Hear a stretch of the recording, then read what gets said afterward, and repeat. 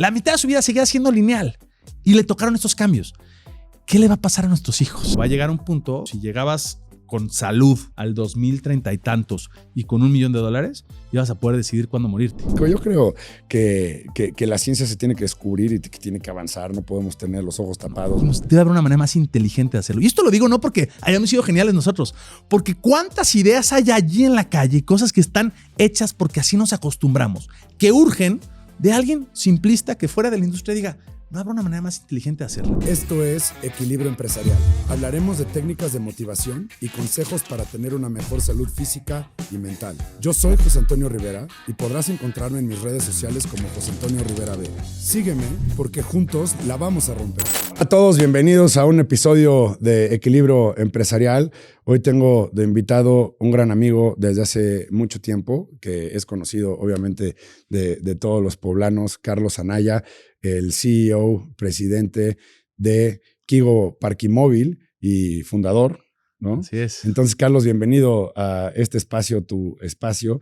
Tengo una tradición, no me gusta presentar a las personas más que con su nombre, por ser un poquito educado, pero nadie mejor que contar la historia un poquito cronológica de dónde naciste, cómo fue avanzando, cómo fue tu niñez, cómo fue tu juventud y cómo te fue llevando la vida a tomar estas decisiones y hasta llegar un poquito a tu formación profesional. ¿Por qué etapas pasaste? Platícanos un poquito de ti y ahí veo si te voy interrumpiendo o algo, claro, Carlos. Venga. No, la verdad, súper emocionado porque, digo, en alguna ocasión he tenido la oportunidad de platicar en algún podcast tal, pero me llena de orgullo que es un podcast poblano, que es de un amigo, que es de un amigo de la infancia y platicamos ahorita, antes de empezar, cómo ya nos está empezando a tocar ser protagonistas, ¿no? Antes éramos los espectadores de los podcasts, de las cosas, y ahora te toca a ti entrevistarme y esto es apasionante. Y además nos toca en una época sumamente particular, ¿no? Y ahí empiezo un poco.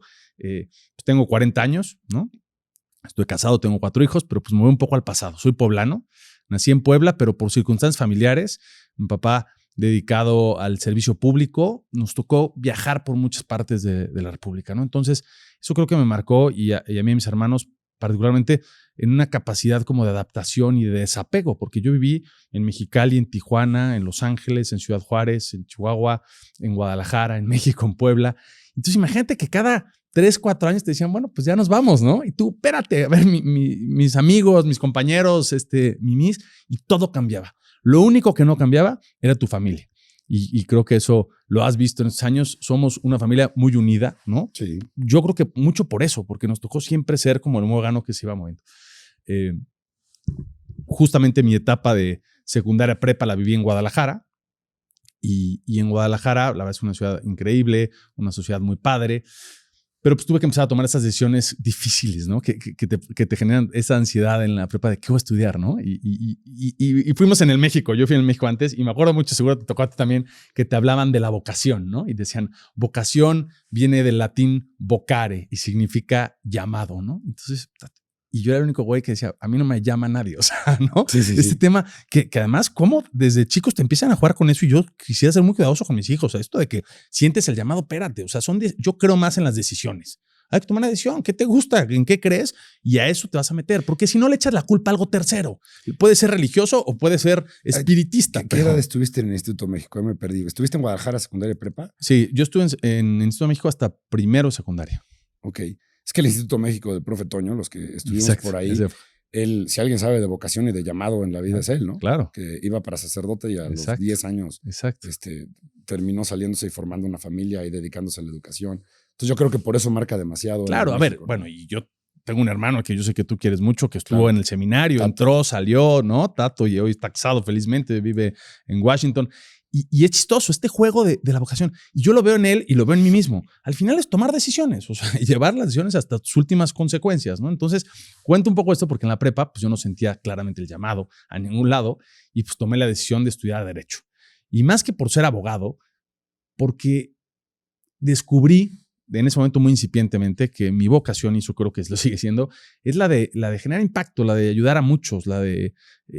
que yo creía que además esa era la de todos. Y he descubierto que no, que mucha gente tiene otro tipo de vocaciones, ¿no? Y a veces los juzgabas. Oye, ¿por qué no haces más? ¿Por qué no estás más activo socialmente? ¿Por qué no has fundado nada? ¿Qué te llamaba de la atención del derecho? A ver, porque todos los que estudiamos derecho, yo también soy abogado, tenemos algo de servidor público, tenemos algo de querer participar en elección, pero también tenemos un cierto tema de responsabilidad social. Bueno, los que yo conozco y los que comparten valores conmigo. Claro. ¿A ti qué te llamaba la atención? Bueno, y voy a completar. Y también tenemos algo de odio a las matemáticas, ¿no? También, O sea, obvio. Hasta que te das cuenta que de todas maneras necesitas llevar exacto, en la vida, ¿no? Pero dices, ya, estudié Derecho, me libré de todo eso y no es cierto. Sí. Pero sí, justo, yo creo que es un tema, y creo que es un paradigma, ¿eh? Nos vendieron que el abogado es el que forja las instituciones, el que hace las leyes y entonces el que puede generar impacto de largo plazo. Yo creo que a la base siempre tenemos esto, ¿no? Queremos no solo actuar, sino queremos que esa actuación y eso que hagamos genere mucho impacto y trascienda.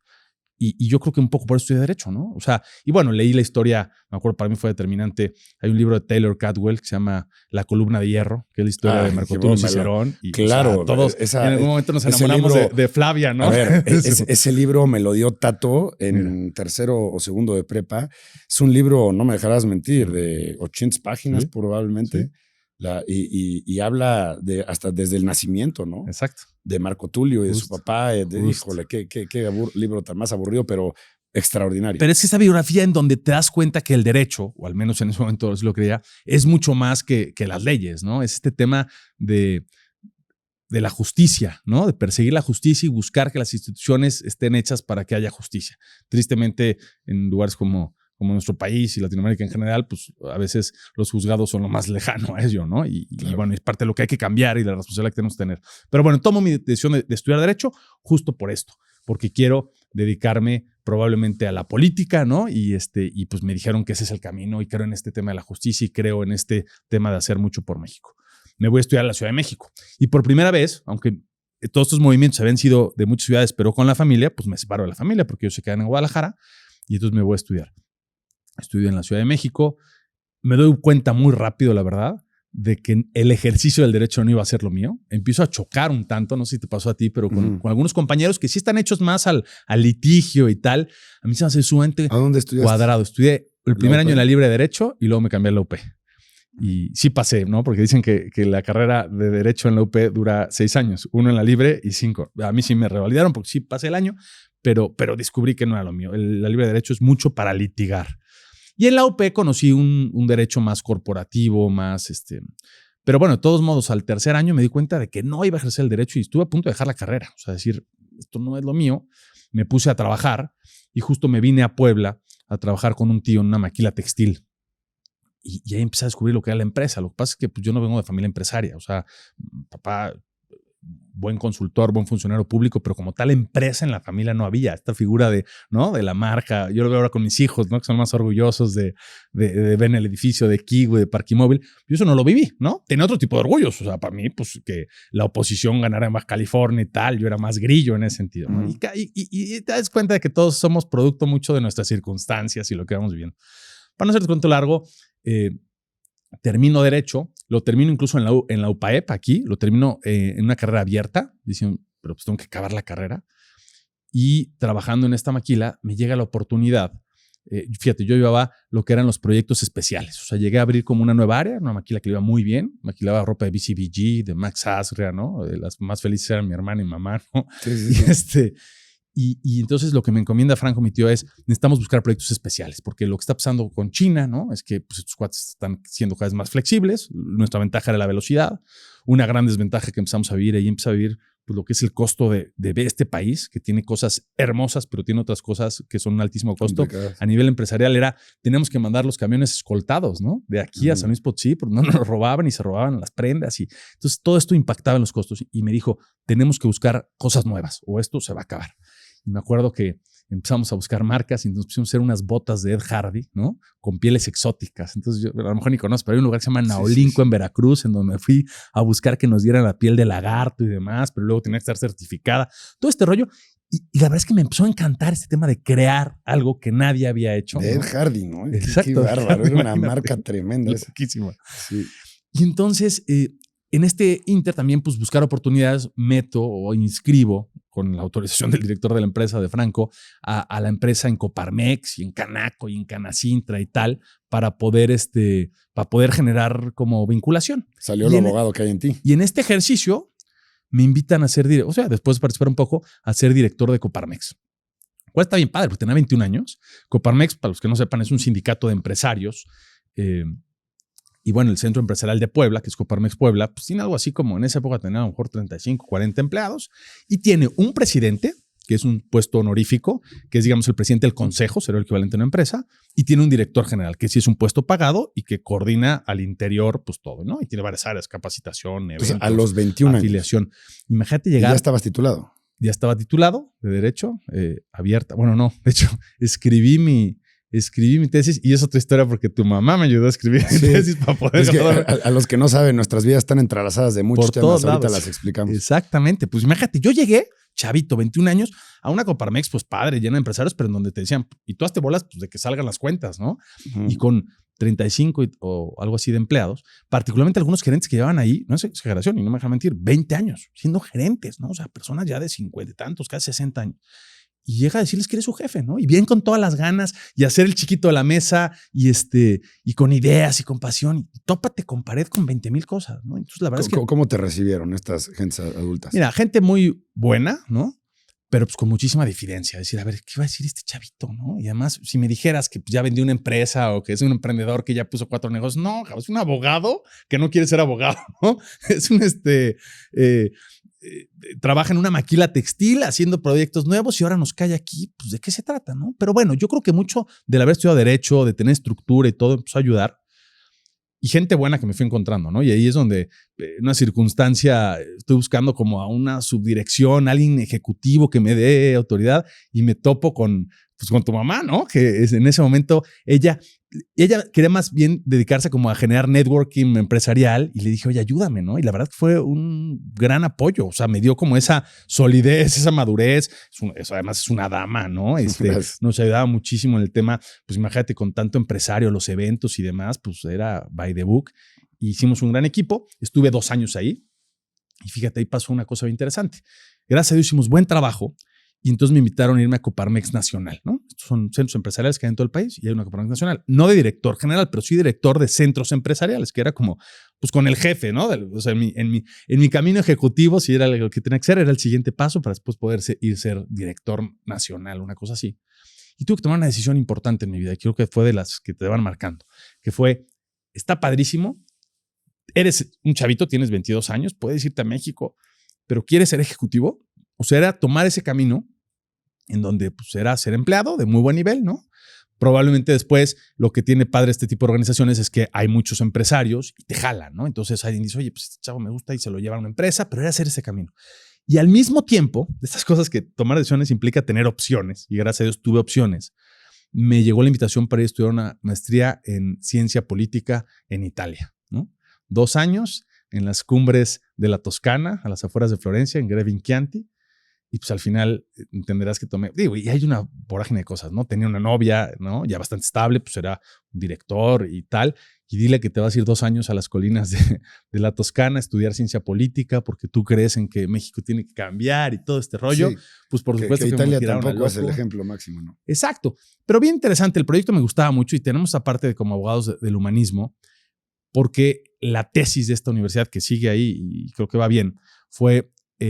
después del medievo, ¿no? Del oscurantismo, de este momento trágico de la humanidad, surge en las colinas de la Toscana el Renacimiento, el humanismo, ¿no? Lo que es básicamente eso, voltear a ver al hombre, poner al hombre en el centro de las instituciones, de las estructuras, y entonces surge desde el arte, ¿no? Con los Medici y bueno, todos Da Vinci, etcétera. Sí, todos los, en la literatura, Miguel Ángel. Más Miguel Ángel. Entonces, y en la política. Entonces era como esta idea de arquitectura. El mundo se lo está llevando a la fregada, ¿no? O sea, estoy hablando hace 15 años, que creo que se lo sigue llevando en muchas cosas. Algo tiene que pasar, entonces agarren a jóvenes de todo el mundo. De hecho, la característica era que éramos 50 y por estatuto tenían que estar representados más de 40 países, ¿no? O sea, se podían repetir muy poquitos. Y júntenlos en un full immersion, ¿no? Viviendo ahí en un campus, a que empiecen a pensar y estudiar política, ¿no? Y el primer reto era vive en en dormitorios, ¿no? Con congaleses y vietnamitas y ruso y entiéndeles, ¿no? Y te das cuenta de que hay muchas cosas que siempre decimos que es muy fácil, ¿no? Por ejemplo, la democracia. La democracia ha vuelto pues como ya un estereotipo, ¿no? Todo es democracia, hay que ser democráticos. Y te das cuenta que en la vida eres poco democrático. O sea, en la práctica, nuestra vida diaria es poco democrática. Tú eres director y tomas decisiones, escuchas, pero tomas decisiones. Con tus cuates, vas a ir al cine en la secundaria y tal, y pues democráticamente se ponen de acuerdo en qué película ver. ¿No te gusta qué película van a ver? Pues entonces no entro al cine. O sea, entonces la verdad es que nuestra vida y nuestro crecer no es democrático. Y un día nos dan una INE, ¿no? Y nos dicen, pero el país se va a regir de manera democrática. Elijan a sus gobernantes. Y luego te das cuenta pues, de que el que no le gusta cierra la reforma y luego, después de muchos intentos, te gobierna y luego viene un relajo. Y lo que pasa es que somos seres poco democráticos a los cuales nos han dicho que la clave de respuesta de nuestra vida es la democracia. Entonces es como querer meter un círculo en un cuadrado. De este lado del mundo, ¿no? Sí, particularmente. Yo ahí te voy a hacer un pequeño paréntesis. Yo acabo de regresar de una universidad en Boston, en Harvard. Y igual, ¿no? Fue una convivencia de 66 personas. Estaba representado más de 60 países, porque habíamos 2 mexicanos, por ejemplo, había 2 de Arabia Saudita y se acabó, ¿no? Todos los demás veníamos había de Perú, de Canadá, de Estados Unidos, obviamente, de la India, etcétera. Y estábamos viendo los diferentes sistemas de salud, ¿no? Y de repente me toca junto un chavo, ya, bueno, digo chavo, pero tiene a lo mejor 45, 46 años, y él, director general de una farma gigante que es propietario de la familia real de Arabia Saudita. Y él trabaja en Arabia Saudita, pero vive en Abu Dhabi. Y cuando está viendo todo el desastre que es el sector salud en todo el mundo, se voltea y pregunta al profesor, ¿no? ¿Qué creen que sea el problema? Uh-huh. Y se volteó este cuate, levanta la mano. Fíjate, sí. Imagínate en Harvard, sí. en Boston, en la nata de la democracia, claro. A nivel mundial. Pegado a la Harvard. Sí, o sea, nada más la John F. Kennedy, ¿no? Sí, literal, sí. O sea, vaya, pudo haber, el peor lugar después de eso pudo haber sido Pensilvania, ¿no? Sí. Y llega este cuate, levanta la mano, le dan tenías un micrófono chiquito, lo prende y dice la democracia.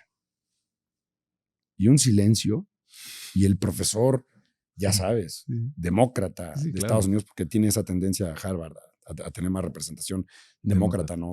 Toco un tono un poquito más socialista.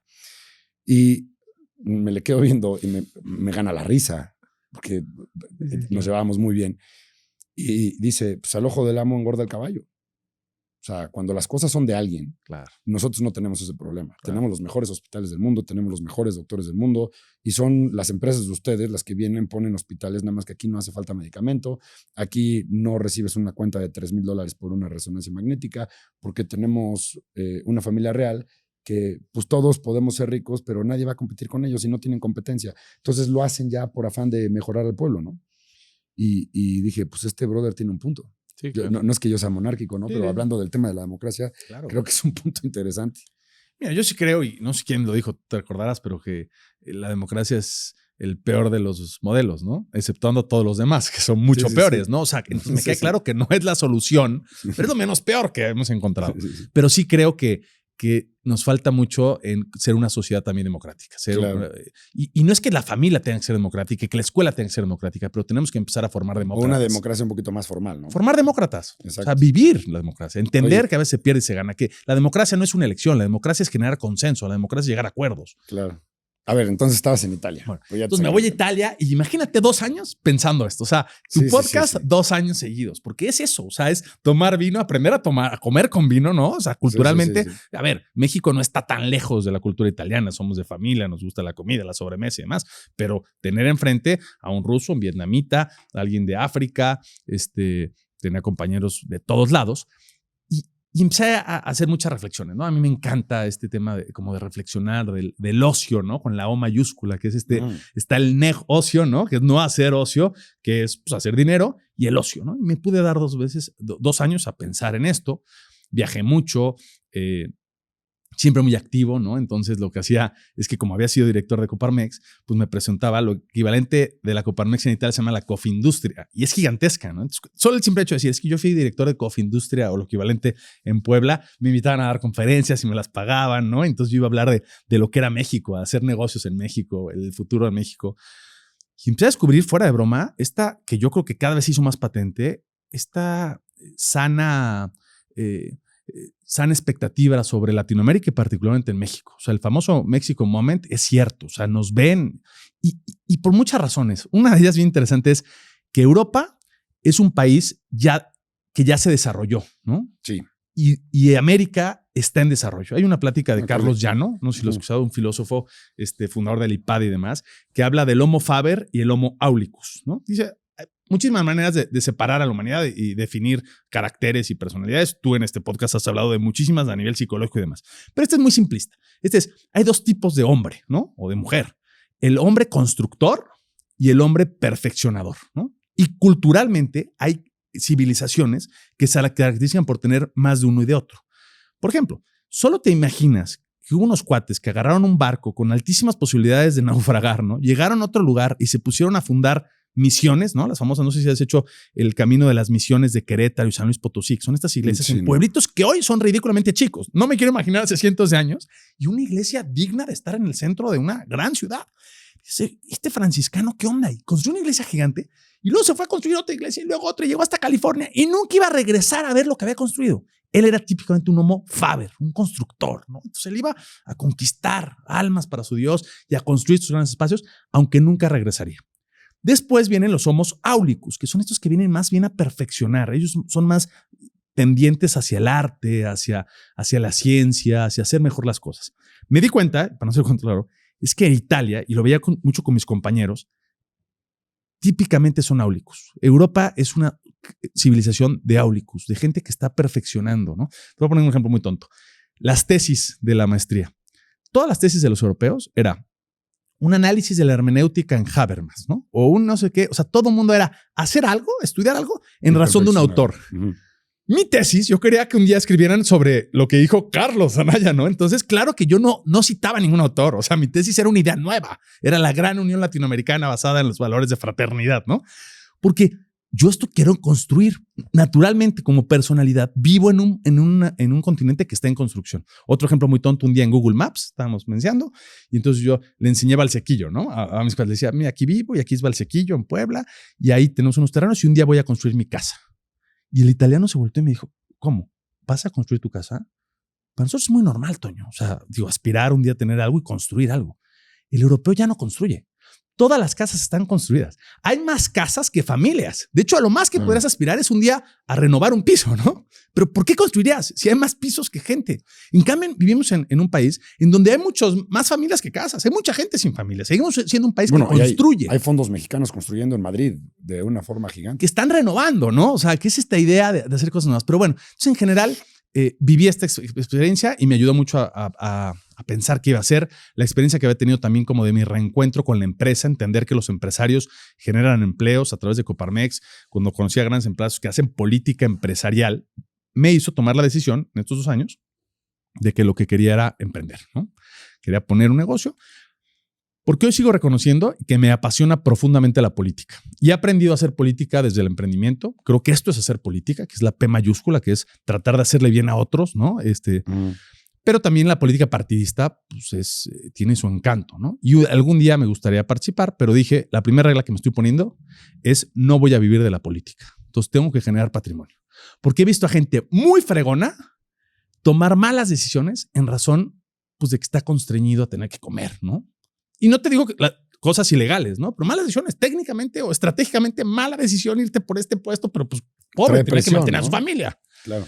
Entonces dije, pues tengo que regresar a hacer algo. Entonces, después de 2 años, regresé y le planteé a mi familia. Dije, a ver, no somos una familia de empresarios, pero creo que es momento, por nuestras capacidades, por lo que Dios nos ha dado, por el cariño que nos tenemos, de hacer algo juntos. Vamos a poner una empresa. Y pues el burro que no tiene nada que hacer ahorita soy yo, así que pues me toca dirigirle. Y así fue, de desayunos de domingo en la casa, que en el seno de la familia se decidió hacer esta razón social. Típicamente, pues primero que hacer, pues tener un acta constitutiva, pues ¿cuál? Sí, una SA. 4 socios, ¿no? Los hermanos, ¿no? Los papás un poco auspiciando. Y empezamos con Cargo Móvil, que es de hecho a la fecha la razón social. Hoy tenemos un flip a Estados Unidos. Hubo un momento de tu vida que estuviste trayendo una marca de restaurantes, ¿no? Justo, pero ese era Juan Pablo, mi hermano. En este tema de vamos a hacer empresa, mientras yo estuve en Italia, Juan Pablo, mi hermano más chico, estuvo en Guadalajara con unos primos que son restauranteros, que les ha ido muy bien, tiene el grupo Corazón de Alcachofa, y uno de sus conceptos era un restaurante italiano. Entonces, justo al mismo tiempo, cuando decimos esto, dice Juan Pablo, oye, y yo quiero poner un restaurante. Entonces, la familia decide, órale, vamos a hacerlo. Entonces, un poco yo apoyaba a Juan Pablo en la parte administrativa, ¿no? Que es un gran PR, lo conoces y manejar el restaurante. Y al mismo tiempo, pues empezábamos a hacer que existiera Cargo Móvil, ¿no?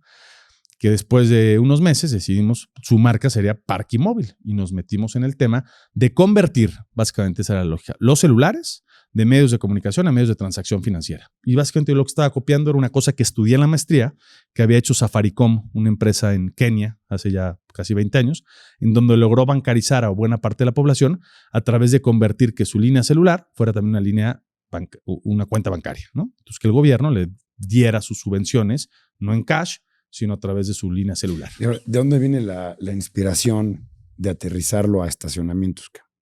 De la búsqueda. O sea, decir, bueno, que ya cuando yo te conocí mucho antes, sí, por lo que ya hablábamos, pero cuando fuiste al hospital a enseñarme el proyecto, que era totalmente diferente a hoy, ya eran estacionamientos. Sí, empezamos con parquímetros. En este inter tenemos un viaje de la familia y imagínate que estamos hablando de esto, ¿no? Vamos a hacer Cargo Móvil, vamos a hacer que la gente use el celular, tal. Un viaje en el cual en otro país rentamos un coche, lo dejamos estacionado, no nos dimos cuenta de que había un parquímetro y cuando salimos no está el coche, ¿no? Y como buenos mexicanos nos robaron la camioneta, ¿no? O sea, la logística. Estoy al otro lado del mundo y nos robaron la camioneta. Entonces, la desesperación después de investigación y de preguntar y demás, nos enteramos que no habíamos pagado el parquímetro, habíamos sido denunciados por otro ciudadano, porque en este país hay una denuncia en donde alguien más se dio cuenta de que no pagamos y se lo llevaron a un corralón. Y digamos, no es posible que en pleno siglo XXI hayas arruinado la experiencia, o al menos ese día, a turistas que vinieron a conocer un país y a tal, por una cosa tan tonta como era pagar unos centavos de euro, ¿no? En una máquina que ni siquiera se veía la máquina. Y nos pusimos a investigar y descubrimos en el parquímetro que había una gran oportunidad. Fíjate, en 1935 inventan la máquina del parquímetro en Oklahoma, como una idea genial en ese momento de un concejal, de lo equivalente a un regidor, como nuestro amigo Grau, que son regidores. Imagínate que un día dicen, tenemos una bronca. El centro está hasta el gorro de coches y no hay dónde estacionarlos, ¿no? ¿Qué hacemos? ¿Cómo lo resolvemos? Entonces este regidor se pone a pensar, se ve que era economista, yo creo, dice, pues si Adam Smith no se equivoca, esto es un típico problema de mercado. Hay una sobredemanda de espacios con una oferta limitada, porque los cajones que hay pues son los que hay, no puedo crear más. ¿Cómo se equilibra un problema de mercado? A través del precio, ¿no? Entonces eleva el precio de la oferta para desnatar la demanda y entonces encontrar el equilibrio. Entonces, bajo esta lógica, Estados Unidos, este regidor en Oklahoma dijo, vamos a ponerle precio al cajón. Ahora, ¿cómo cobro un cajón en la vía pública? 1935. Y la verdad es que fue genial. Dijo, pues vamos a poner un tubo, ¿no? Con unos engranes y crean el parquímetro. Y de hecho, en Oklahoma está el Museo del Parquímetro. Idea genial en 1935. El problema es que las siguientes décadas, en lugar de pensar en la idea que era equilibrar la oferta y la demanda, se generó el paradigma de lo que llaman el paradigma del tubo. Y entonces toda la industria, por una industria multimillonaria del mundo, Toño, se dedicó a hacer más moderno el tubo. Entonces alguien dijo, oye, en lugar de que sea mecánico, hay que hacerlo digital. Y le dijeron, sí, pero en lugar de que tener que llevar un cable para darle energía eléctrica, hay que poner una celda fotosolar. Y luego hay que pintarlos con pintura antigrafiti. Y luego, en lugar de poner uno por tubo, hay que poner dos, o sea, uno doble para dos cajones. Y fíjate, todo el mundo pensaba y creaba en razón de eso. Ahorita estaba viendo, como dice Elon Musk, el problema de trabajar con ingenieros es que quieren resolver un problema a fuerza. Exacto. ¿Sí me explicó? Sí, sí. Y el problema es el tubo. Sí. Cuando la primera pregunta es, ¿tiene que existir el tubo? Justo, mira, así de clara. Imagínate que nosotros así fue. Y entonces luego alguien, fíjate, yo siempre he dicho alguien con chofer seguramente, porque dijo, en lugar de poner una máquina en cada cajón, vamos a llevarnos una máquina a la esquina, ¿no? Y la hacemos. Yo decía, pues sí, ahora la friega es que yo tengo que estacionarme, ir hasta la esquina, sacar un boletito, regresarlo. Toda la industria giró. Hasta que llegamos a estos cuates en Puebla, ¿no? Cero de la industria, no tengo nada que ver con movilidad, nunca tuvimos una agencia de coche, nada que ver. Dijimos, debe haber una manera más inteligente de hacerlo. Y esto lo digo no porque hayamos sido geniales nosotros, porque cuántas ideas hay allí en la calle, cosas que están hechas porque así nos acostumbramos, que urgen de alguien simplista que fuera de la industria diga, ¿no habrá una manera más inteligente de hacerla? Y bueno, hay unas que han llegado muy lejos, ¿no? Como alguien que dijo, ¿no habrá una manera más inteligente de pedir un taxi, ¿no? Que hacer así a un coche amarillo. Y surgió Uber.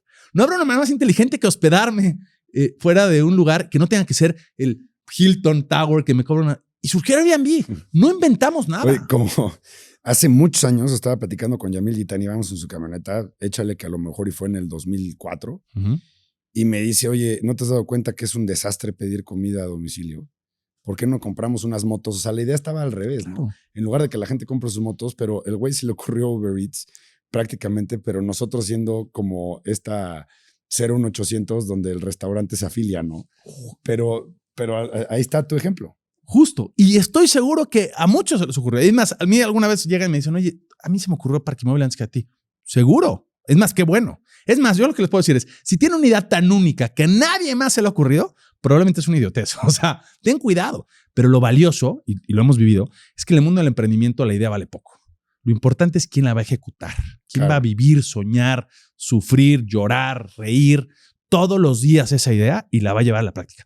Con una combinación que es bien difícil en el emprendedor, que es tener mucha pasión y tener esta sana necesidad, ¿no? Decir, mi idea y foco, pero también mucha resiliencia, que es salir al mercado, recibir madrazos, que tú también los conoces, ¿no? Claro. Los errores que tuvimos en el hospital, en Sonata en su momento, crisis, clausuras, Profeco, tener resiliencia y regresar y decir, ok, me equivoqué, voy a volver a corregir y voy hasta que encuentras el fit, porque al final lo que estamos haciendo es para transformar vidas y hasta que no transformas vidas y hay millones de personas dispuestas a decir, órale, me late cómo me estás planteando que yo afronte este problema tradicional, porque al final, y eso sí creo que es de la doctrina del emprendimiento, es resuelve un problema, ¿no? Sí. O sea, escoge tu pain, ¿no? No me cuentes cómo lo resuelves, dime cuál es el pain que le vas a donar a la humanidad, claro, que se lo vas a quitar. Exacto, suavizar el dolor o aumentar el amor, ¿no? Así es.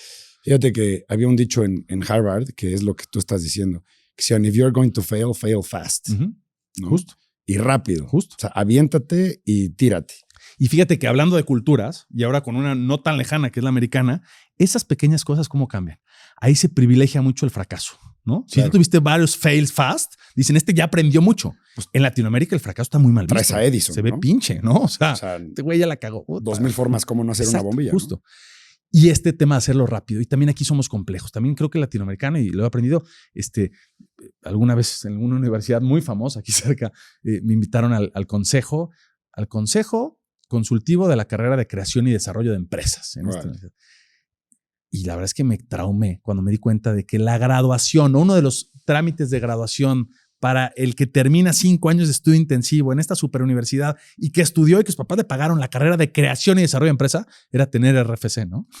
Y me di cuenta de esta gran dicotomía. Pues sí, porque para un maestro eso es algo complejo. Para quienes hemos hecho empresa decimos, sí es difícil. La primera vez ha de ser difícil, porque piénsalo así. Tienes que tener un notario. Todo. El fiel se va a desmayar. Pero luego te das cuenta de que es un paso y que entonces en México hemos complicado mucho el hacer empresa, ¿no? Desde la academia, te dicen, no, tienes que tener escrita tu misión, tu visión, tus valores. A ver, confesión. En Kigo seguimos sin tener clara la misión, la visión y los valores, ¿no? O sea, cualquier consultor me diría, estás mal. Pues no, porque nos hemos enfocado en tener producto, y no en tener usuarios. Lo que es, ni en lo que va a acabar. Exacto. Y somos flexibles. Conocemos el dolor. Ese sí lo tenemos clarísimo. Queremos solucionarle a las personas la movilidad en las ciudades, porque hoy la ciudad, la gran ciudad, esta ciudad que está llena de oportunidades, y no me dejas mentir, tú lo tienes muy claro. ¿Por qué nos movemos a una gran ciudad en Latinoamérica? Que además, ojo, las ciudades latinoamericanas son del tamaño de países. O sea, el otro día escuchaba tu podcast, estuvo aquí Eduardo Rivera, ¿no? Mis respetos. Eduardo Rivera gobierna una ciudad que es del tamaño de varios países europeos. O sea, podría ser presidente de muchos países. ¿Sabes la complejidad de una ciudad de 4 millones de personas durante el día, de los que llegan y tal? Es una locura. Entonces, ¿por qué nos vamos a estas grandes ciudades? Porque están llenas de oportunidades. Oportunidades laborales, los mejores trabajos están en las grandes ciudades. Ni se diga la Ciudad de México contra la de Puebla. Oportunidades educativas, oportunidades de salud. O sea, fuera de broma, yo alguna vez con Natalia, mi esposa, con 4 hijos, decíamos, oye, nos vamos a una ciudad más chiquita, tal.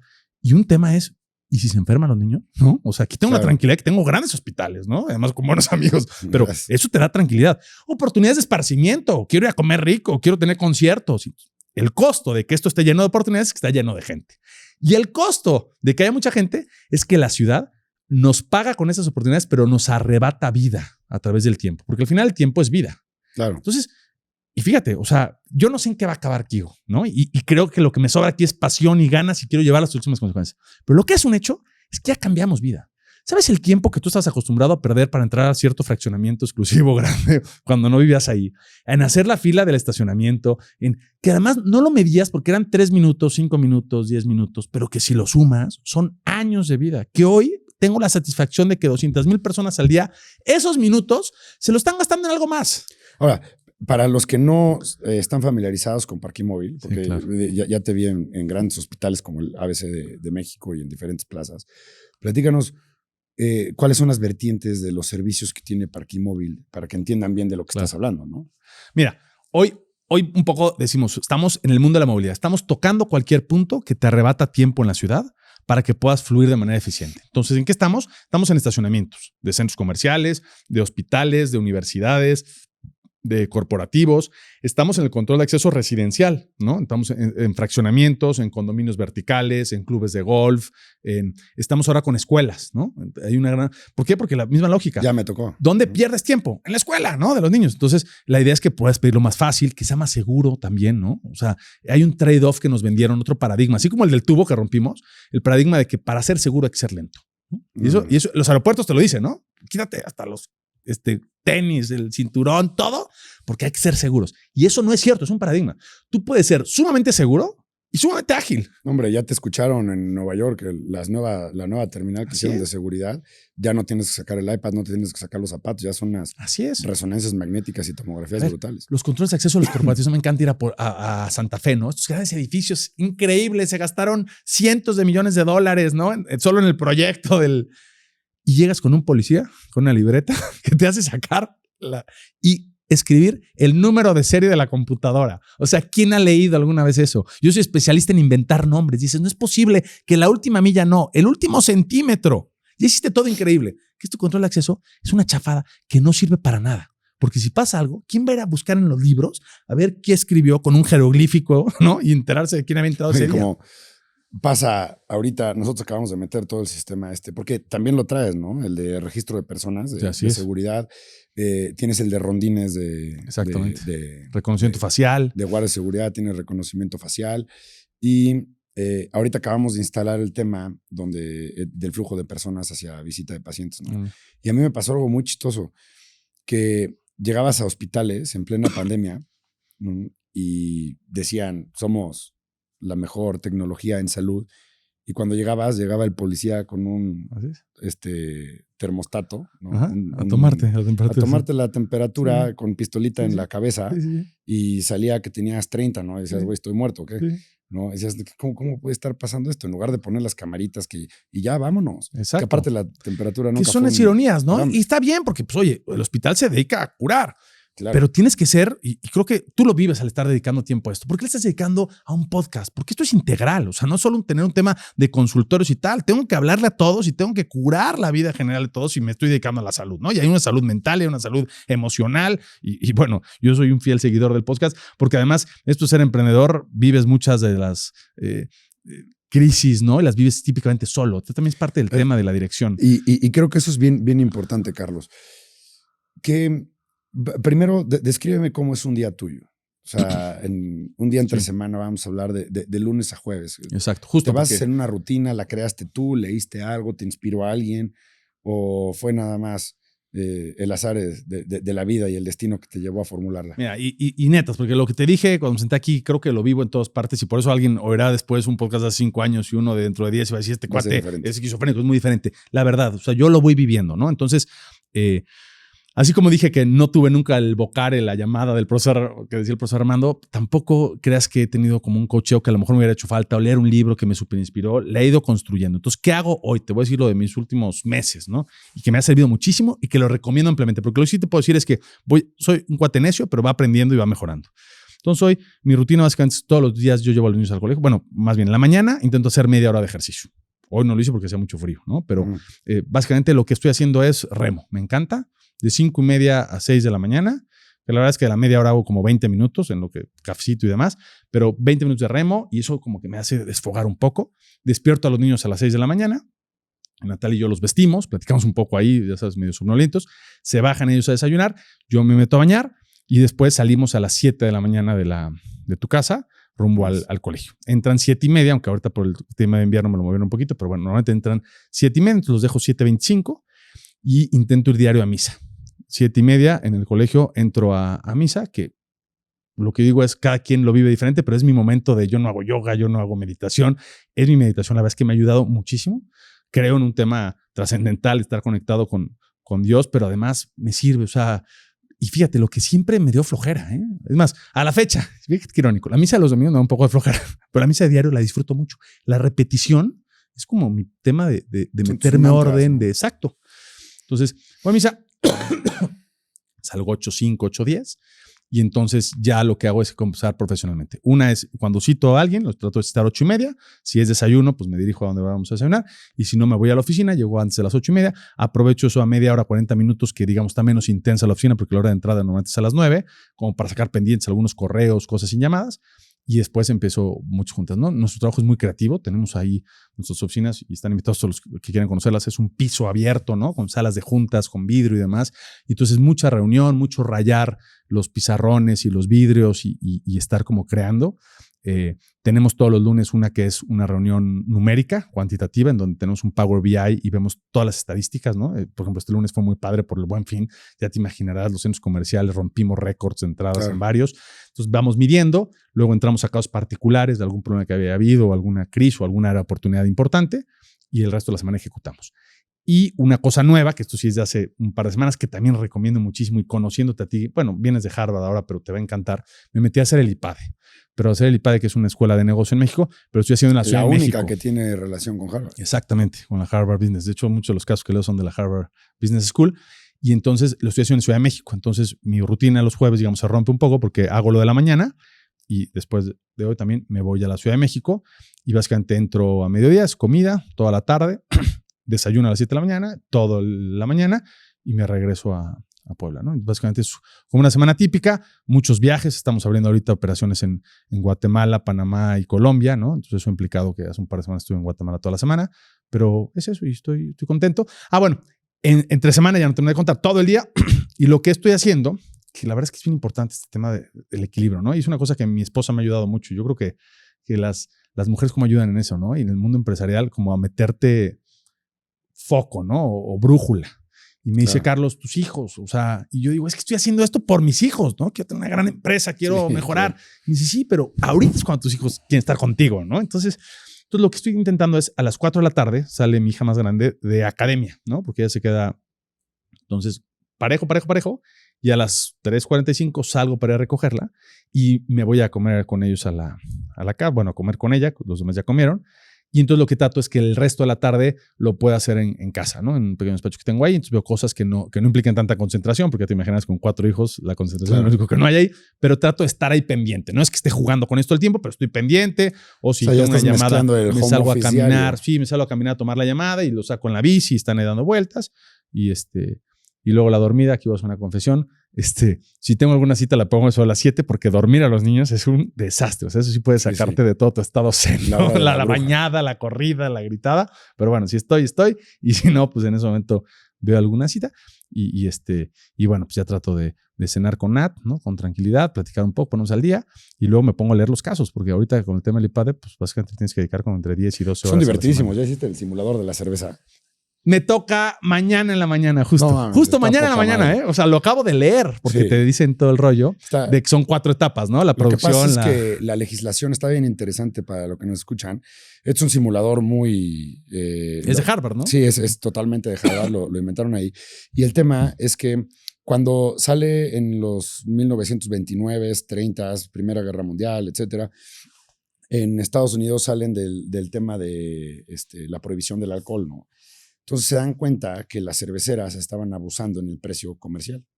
Entonces el gobierno de Estados Unidos inventa que la legislación la construyen de esta manera, que tiene que tener 4 etapas, ¿sí? Entonces es la fábrica, un centro de distribución, almacenes y tiendas o bares. Okay, sí. Entonces es la mejor cadena de abastecimiento que puedes tener como un ejemplo, porque está muy normada. Entonces, te van a poner en mesas de 4. Son equipos, no puedes comunicarte con ellos y te va a tocar o hacer la fábrica o estar en los centros de distribución, en los almacenes o en los bares o centros de consumo. Entonces, la gente sin tener comunicación empiezan a pedir. Claro. Sí, y tú empiezas y el fabricante empieza a fabricar. Entonces, tú tienes que tener, en base a las normas que te ponen ahí del juego, tienes que tener cierto inventario límite de más pero todos tienen que ir pidiendo un ritmo. Entonces tú tienes aquí un panel donde se va viendo cómo va evolucionando la solicitud de ellos, pero estás viendo lo que ya pidieron la semana pasada, porque creo que hay 2 semanas de desfase en cada uno de los puestos. Entonces tú vas viendo lo que pidieron ahorita, que fue hace 2 semanas, pero no estás viendo lo que van a pedir cuando tú estás creando las cervezas, ¿no? Claro. Entonces el fabricante tiene que pedir 6 cajas, bueno, tiene que generar 6 cajas, el almacén tiene que pedir 4 cajas, el otro tiene que pedir el centro de distribución 2 cajas para que el otro tenga una, ¿sí? Y se tenga una oferta y demanda controlada. Pero lo que te mueres de risa es que te das cuenta que hay empresarios ahí que de repente el centro de consumo pide 60 cajas, el otro güey hace 2, y el fabricante generó 120. Es el mundo, ¿no? Sí. ¿No? Entonces quiebra la industria, ¿no? Y a cada quien le toca hacer Coors, Bud Light, Budweiser, lo que quieras, ¿no? Y ves cuál le fue mejor. Claro, y ahí hay un amigo peruano que, Alfaro, te mando muchos saludos. Este güey fue CEO en Perú de una empresa y una cervecera americana y fue el que más rápido quebró. No me digas. O sea, mira, en el simulador, güey. Claro. Pero te vas a morir de risa. Está, pues mira, lo vamos a vivir, ahí te contaré. Sí, sí. Y está padrísimo. Y es volver a la escuela, ¿no? Y con estas, pero además pues, con puro director, entonces te das cuenta de cómo todos tenemos nuestra lucha de egos, ¿no? Y, sí. O sea, te debe haber pasado de la primera sesión, te presentan todos y yo hago no sé qué. Ahorita ya somos brothers. Ya Todos tendemos a los que vamos a este tipo de grupos, y yo lo vi, todos tendemos a tener cierta similitud tanto en el humor.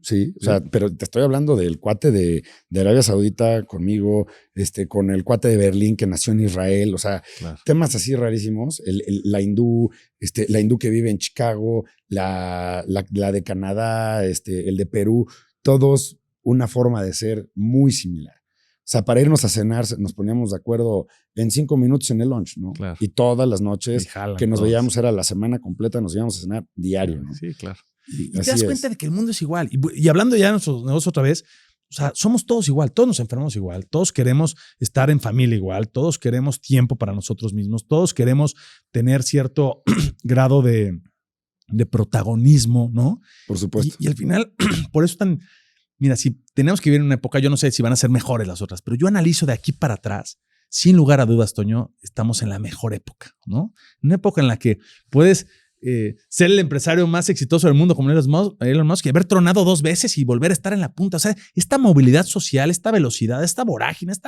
es única. Antes no, antes, a ver, tu papá era doctor, iba a ser doctor, ¿no? O sea, si querías ser un gran empresario, pues ruégale a Dios haber heredado fábricas o tierras, porque si no, no ibas a ser empresario. O sea, hoy un cuate con una computadora, este tema que se llama la economía naranja, ¿no? Que dicen que es la economía de la innovación, que es cualquiera conectado puede hacer todo y mover a millones, es único. Incluyendo para bien y para traer mal. Cosas de China y exportarlas y hacer, y todo un relajo como lo que estás viendo con Alibaba, Amazon, etcétera, ¿no? Los forwarders se le llaman. Oye, y hace ratito platicábamos un tema bien importante porque cuando me dijiste, ¿por qué hiciste esto? Y te platiqué, bueno, pues es un tema de ver la salud un poquito más holística. Todos tenemos problemas de salud, aunque no sean inminentes en un check-up, pues sí, más bien recargado los empresarios en temas de salud emocional y salud mental. Y tocamos un tema donde nos reíamos mucho, que así empezó el podcast, empezaste siendo el más chavo en la mesa y ahorita pues ya empezaste siendo el futuro, ahora ya eres el presente de México y estamos a 2 de ser el pasado, ¿no? Así es. Entonces, eso genera una crisis, cabrón. 100%. Y tú me platicabas, bueno, es que sí pega la crisis en los 40. Y esa es más o menos la razón por la cual yo lo hice. Y mi crisis fue a los 35. Pero ¿cómo te pegó a ti ahorita que estás recién cumpliendo? ¿Cómo te está pegando? ¿O qué estás viendo? Porque el tema de manejar home office es un reflejo de eso, ¿eh? Claro, a ver. Y es un juego y no tengo... Y eso es bien importante y lo aclaro. Todo lo que he dicho de cómo vivimos la empresa y cómo la hacemos no es para que se estudie. O sea, es como lo hemos hecho nosotros. El único consejo que puedo dar es con muchísima pasión, ¿no? Y eso corrigió muchos de nuestros errores académicos. Habrá quien habrá dicho, es que fue muy malo su marketing, tal. Entonces, ya en lo personal, ¿qué me ha pasado? Justo, sí, llevo 2 años o tal, que empecé a enfermarme mucho, Toño. Y no he ido a mi check-up y debería hacer mi check-up. Me dio COVID 2 veces seguidas, pero con diferencia de pocos meses. Me salió una bolita en la espalda. y que empezó a crecer, ¿no? Y me la quitaron, y un oncólogo, y no era una multigrasa, pero como que dices, a ver, está raro, ¿no? O sea, y creo que eso va a empezar a pasar, que ya te empieces a dar cuenta de que el cuerpo que te funcionaba al 100, si lo corriste con poco aceite, pues empieza a pasar factura. Y empecé a cacharme con un tema de mucha ansiedad. O sea, físicamente estaba muy ansioso. Llegué, bueno, nunca había ido a un psicólogo en mi vida. Me acuerdo que alguien me recomendó, me dijo, pues mira, ve con fulano y tal. Fui y muy chistoso, me senté y me dijo, bueno, ¿qué quieres trabajar, no? Y dije, pues mira, la verdad es que no, según yo no tengo mucho, pero pues me enfermé 2 veces, tengo estas dudas. Y me hizo 5 o 6 preguntas y creo que tengo ya tema para trabajar 3 vidas completas. O sea, impresionante, ¿no? Pero llegó un punto en donde ella misma me dijo, mira, podemos seguir trabajando, pero no vas a avanzar tanto porque necesitas ir a un psiquiatra. Y fui a una psiquiatra y me acuerdo que me hizo una prueba, me puso una hoja y hacía así, ¿no? Y me dijo, eso se llama ansiedad. Y ya me recetó y tal.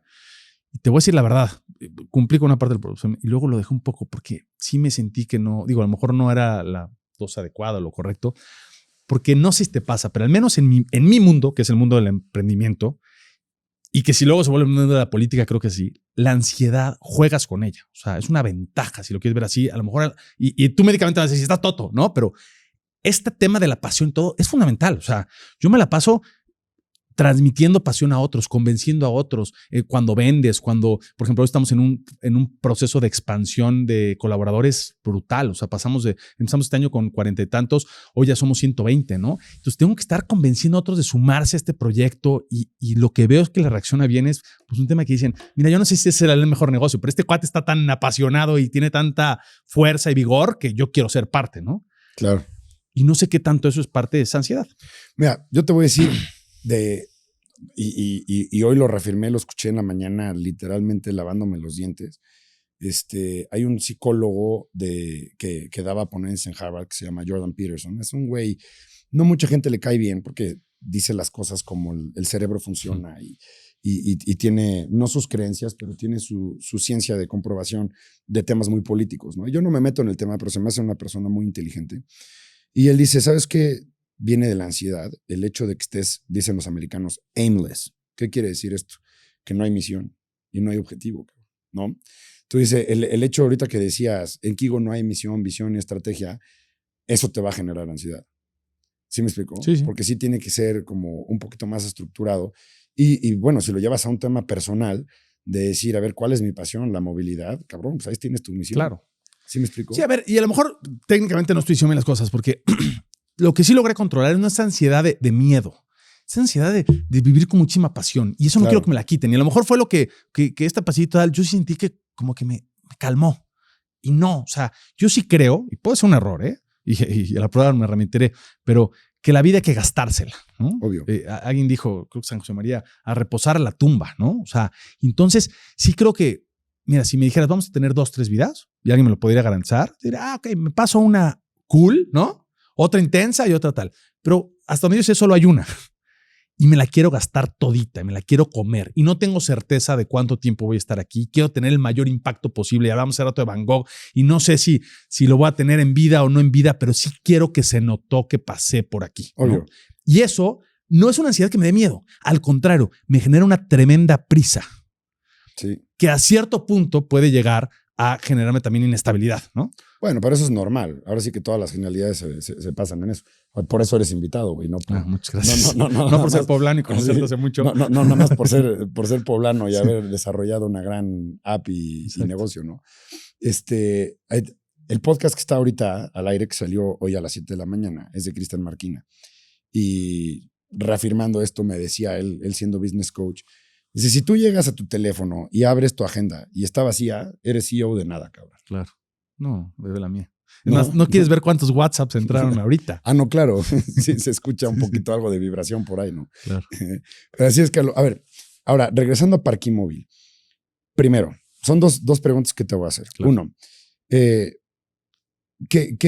dificultad te has encontrado o resistencia de convertir ¿cómo te puedo decir? La cultura a un cambio de pago electrónico a través del celular? Esa es la primera. Y la segunda, quisiera saber un poquito cuáles son las fronteras o los limitantes que tiene ahorita la movilidad, ¿no? O por no decir las amenazas que ves venir en un futuro próximo, ¿no? Buenísimo, Toño.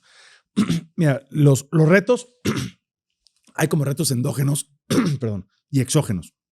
En el sentido de que el mundo del pago digital tiene desde pues quien le conviene que haya efectivo, ¿no? El cash, o sea, y es un hecho. O sea, hay negocios que parten de su estrategia es que haya cash. Cuando tú llegas con opciones de, oye, pero le voy a facilitar la vida a la gente y todo va a ser digital. Y te dicen, a ver, cuéntame el camino del dinero. Ah, pues pagas desde la aplicación, se va al banco, el banco te paga y tal. No, pues ya no funcionó, ¿no? Entonces, esas creo que se van a ir cayendo porque eso tiende a desaparecer. Pero luego los otros ahí son problemas estructurales. O sea, el internet en México todavía no es de lo mejor. Los planes de datos se van bajando los costos, los celulares, la conectividad, se cae la red. Lo que yo le digo a mi equipo es parte de surfear la ola. O sea, cuando no he hecho una vez tomé clases, no me fue muy bien, pero yo entiendo que el surfista, parte de la clave es que hay que estar en el mar para cuando llega la buena ola. Si tú esperas la ola en la playa, vale gorro. Entonces yo entiendo que hoy hay muchos retos, pero la clave es que nosotros ya estamos adentro del agua, ¿no? Estamos en la tabla y es seguro que va a llegar la ola y esto se va a surfear. Y el mundo del pago digital va a estar ahí.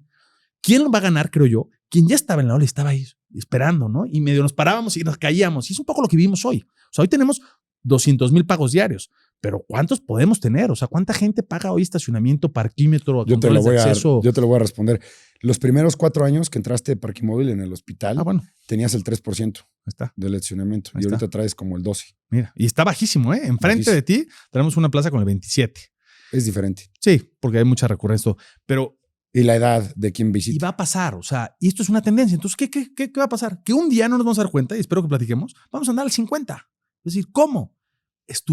Estábamos presentes, tenemos early adopters, tenemos cosas estratégicas, ¿no? Por ejemplo, ahora estamos entrando muy fuerte a las universidades. Hoy somos la solución de control de acceso de la NAWAC, de la Ibero, de la UPAEP, estamos buscando la UTLA. Porque, no tienes que buscar la UTLA. Porque, ¿qué pasa? Son early adopters naturales, son poco reticentes a la tecnología y además una apuesta de muchos años, porque si yo logro que el chavo durante 4 años nos use 2 veces al día, pues ¿qué va a pasar? Él luego va a ir en un fraccionamiento, o va a trabajar en un corporativo, o va a ir a un gimnasio y nos va a poder usar. Entonces, sí creo. Hay una frase que me encanta del fundador de Waze que dice, el verdadero emprendedor se enamora del problema, no de la solución. Y claro, un poco va las tendencias. Yo no estoy enamorado del app. No estoy enamorado del app, que hoy muchas de mis interacciones ya no son con app, son con reconocimiento facial o reconocimiento de placas. Sí. Estoy enamorado del problema que es mover personas de manera eficiente y segura en las ciudades, ¿no? Empezamos con un pago SMS, después se volvió una app, hoy se está volviendo reconocimiento facial, mañana no sé qué, que también parte de lo que dice las tendencias. Viene el coche automanejado y es un hecho que va a llegar, ¿no?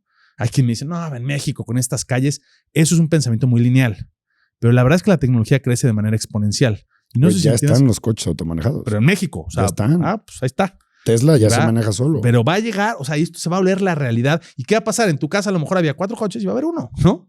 Y en una de esas en el edificio van a compartir 3 departamentos, uno, porque pues este cuate no se para, ¿no? O sea, está yendo y te trae. Y esa realidad va a generar que probablemente muchos de los espacios que son de estacionamiento se destinen a otras cosas, ¿no? Ya está pasando. En Estados Unidos están usando dark kitchen algunos de los estacionamientos o están haciendo hidroponía o bodegas, pero lo que es un hecho es que va a tener que haber acceso a eso y va a tener que haber control. Hubo un CEO, no voy a decir la marca porque esto puede tener un backfire durísimo en mi persona y mucha gente me puede regañar, pero hubo un CEO de una marca de automóviles hace 3 años que le preguntaron, ¿cómo ves el futuro del automovilismo? Y él dijo, ¿ves Uber? Sí, bueno, pero sin conductor. Ah, claro. O sea, vas a llegar a tu banqueta, así como están los patines, o cómo se le llaman, los scooters eléctricos. Ajá. Ahí vas a encontrar coches de cierta marca, vas a agarrar, vas a escanear tu teléfono, te vas a trepar y te va a llevar atrás o manejando, dependiendo cómo esté el tema. Y lo vas a dejar y vas a olvidarte de comprar un coche. Sí, es mobility as a service. Ya no va a ser hoy la movilidad es una propiedad. Y dije, un coche cuesta. A lo mejor el güey estaba a 100 años o a 70, no sabemos. O a nada. Es que, Toño, este tema de la exponencialidad, yo no lo entendía hasta que me dio un ejemplo. Yo soy muy gráfico. Y un ejemplo que me dejó clarísimo. Caminar de manera lineal, y el mundo había sido lineal hasta hace muy poco, Toño. Caminar de manera lineal es como si tú y yo agarramos y caminamos 30 pasos para allá. Si caminamos 30 pasos lineales para allá, ¿cuánto vamos a avanzar? 30 pasos. 30 metros, ¿no? ¿Estás de acuerdo? La exponencialidad significa que si caminamos 30 pasos exponenciales hacia allá, es decir, el primero es de 1 metro, el segundo es de 2, 4, 8, 16, 32, 64. ¿Sabes cuánto avanzaremos en 30 pasos exponenciales? No. Le daremos la vuelta a la Tierra 7 veces. Y ya lo chequé. Solo 30 pasos. Esto no es un tema de una locura, un sueño. Esto es una realidad. La tecnología ha crecido exponencial desde la ley de Moore, ¿no? Que dice que cada 2 años tienen los procesamientos el doble de capacidad y la mitad de precio. Claro. De hecho, lo que dicen es que la ley de Moore en los últimos años se ha acelerado. Él decía cada 2 años, desde el 60 y tantos, y en los últimos años creo que vamos 8 meses adelantados de que esto va tan rápido. Esa es la realidad del mundo. Tenemos que empezar a pensar exponencial en todos los sentidos porque eso es lo que nos está alcanzando. ¿Has escuchado el término singularity? Sí, claro. De cuando las computadoras se construyen solas sí. y la tecnología avanza sola. Sí. Dicen Ya que no estamos a 4 años. Imagínate. ¿Alguna vez? O sea, no mames. Sí, o sea, Singularity University alguna vez decía, ¿no? Por esa universidad que De se está Google y la dedicando a NASA, eso, ¿no? Estuvo. que va a llegar a un punto, no me acuerdo bien la fecha, pero si llegabas con salud, ¿no? Y tú sabes eso, al 2030 y tantos y con $1 millón, ibas a poder decidir cuándo morirte. O sea, así de claro. Con esa cantidad de dinero y salud, te empieza a fallar algo, vas a poder imprimir el órgano en o tal, Harvard. y tú decidir cuándo. ¿Sabes lo que es esa locura? Sí, está brutal. Los retos a los que nos vamos a entender. Otro ejemplo nada más de la exponencialidad, de por qué me apasiona tanto estar en este negocio que es la innovación, o que no es un negocio, ojo, porque la innovación es un modo de vida.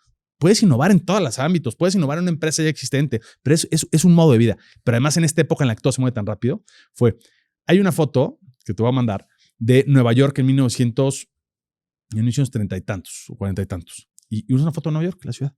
La ciudad ya tiene banquetas, pero digamos no hay asfalto, es tierra. Ya hay coches, ¿no? Algunos, pero muchas carretas. Lo he visto, sí. Hay un niño con una señora que va caminando y los letreros en la calle dicen habitaciones con luz eléctrica. O sea, el gran diferenciador de los hoteles en esa época era que tenían luz eléctrica algunos, porque muchos se hacían con velas. Lo que me impacta esa foto es que ese niño, que ahí tiene como 5 años, probablemente hoy siga vivo. Eso fue hace 70 y tantos años, 80 años. Probablemente siga vivo. Este cuate le tocó el paso del caballo al vehículo, de la vela a la luz eléctrica. Pues mi abuela Ni nació en 1915, soñar con el internet, con los drones, con los celulares, con todo. Bueno, pero la reflexión es, este cuate, menos de la mitad de su vida la vivió con tecnología exponencial. La mitad de su vida seguía siendo lineal y le tocaron estos cambios. ¿Qué le va a pasar a nuestros hijos? Sí, claro. O sea, es impensable lo que viene, te juro. Cuando me dicen, oye, emocionante. Claro, y apasionante, pero además tenemos que regirlo. O sea, ¿a qué se van a enfrentar? El genoma humano, ahora el tema del metaverso, que parece que fue pum y se acabó, ¿no? O sea, lo que viene detrás, y inteligencia artificial, el ChatGPT, ahora todo lo que podemos usar. Y la oportunidad es tremenda, Toño. Lo que es un hecho es que sí estamos en un cambio de época. Claro. Y que se va a mover todo. Oye, estábamos, mientras estaba estudiando allá, no me acuerdo el nombre del doctor, pero estaba haciendo estudios de longevidad, ¿no? Y estos estudios eran basados en ratones de laboratorio y, en pocas palabras, después de muchos años, mucho dinero gastado, después de que le dijeron que era un cretino y que vendía humo, pues logró rejuvenecer las ratas. Y entonces empieza a hacer laboratorio ya con tejido humano, y lo rejuvenece, ¿no? Entonces, claramente ya están trabajando en eso con un tema que ya está en la FDA. Lo que más me llamó la atención es que, pues mi pregunta es, ¿y están inyectando riñones, hígados, o cómo están rejuveneciendo? Porque para el tema de trasplantes esto puede ser un deal changer, ¿no? Entonces, llegan y me dicen, está padrísima tu pregunta, agarran unas plaquetas así como de ensayo, como de lo que tú quieras, y adentro había tejido orgánico de un riñón. Entonces, no hacen los estudios en un riñón y en una persona, sino usan que rejuvenecen el tejido de las plaquetas, güey. Y dije, no mames. Y lo mismo con temas biónicos, o sea, construidos sintéticos por el hombre. Entonces, cuando ves eso en un laboratorio, dices, esto no tiene madre. O sea, estás hablando de sepa Dios que traen allá dentro de este laboratorio, pero las ratitas de canas se le quitaron las canas. Sí, y siguen vivas y ahí están a toda madre después de muchos años de Fíjate los dilemas intento. éticos, el tema de las instituciones, abogados, o sea, Sí. imagínate, o sea, el matrimonio, No, el no, no, concubinato, con este lógico de no se mueren, pero ¿qué pasa? Es- Los divorcios, es una tenemos locura. que llegar En todas al las final, ¿no? instituciones se vuelve una locura.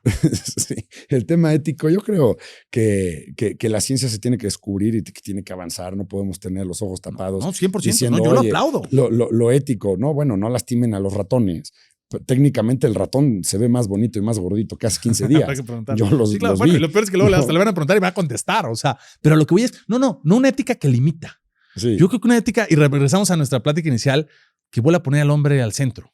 Esto claro. es para el ser humano, es para la humanidad, es para todos también, ¿no? O sea, que esto se va a volver privativo solo de algunos, como siempre la tecnología, al principio solo es para algunos, Claro. y esto crece, pero luego te das cuenta de que las mejores escuelas en San Francisco, en donde van los hijos de los grandes CEOs, de las grandes empresas, no usan computadoras, ¿no? Y dices, oye, Claro. ¿por qué? Entonces, es toda una gran reflexión. Yo creo que también eso es parte de lo apasionante. La innovación no solo a nivel tecnológico, sino institucional y social.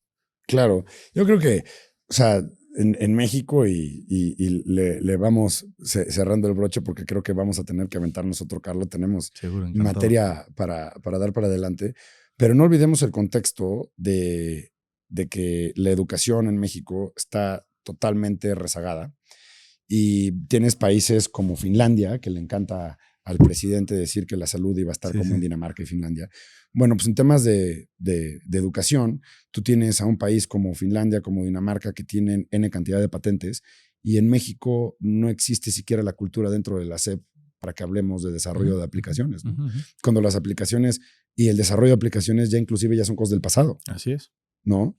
Entonces nos brincamos toda una etapa de patentes y de tecnología y de propiedad intelectual, México como país, que han sido muy poquitos los que han roto ese parámetro. Tú eres uno de ellos y está padrísimo.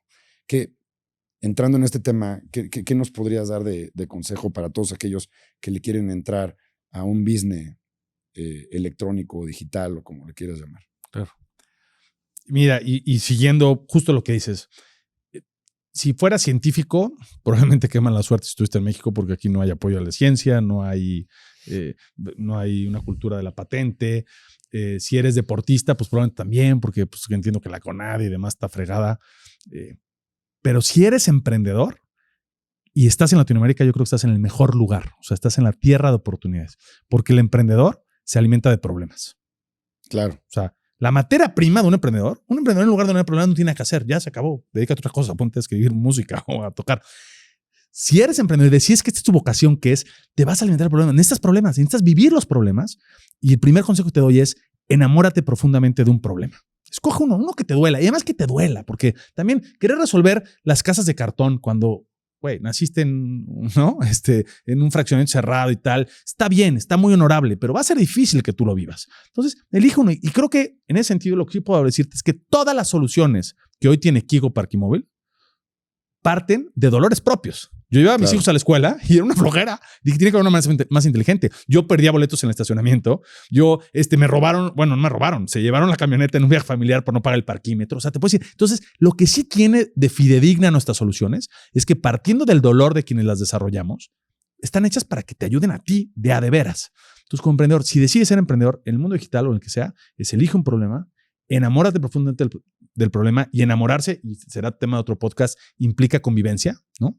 Para enamorarte de algo hay que convivir con él. Entonces vívelo, súfrelo y empieza a preguntarte mucho. Y la otra característica que tengo que dar es los emprendedores tenemos que ser hiper preguntones. Quítate un poco las penas, quítate un poco los respetos sociales y pregunta.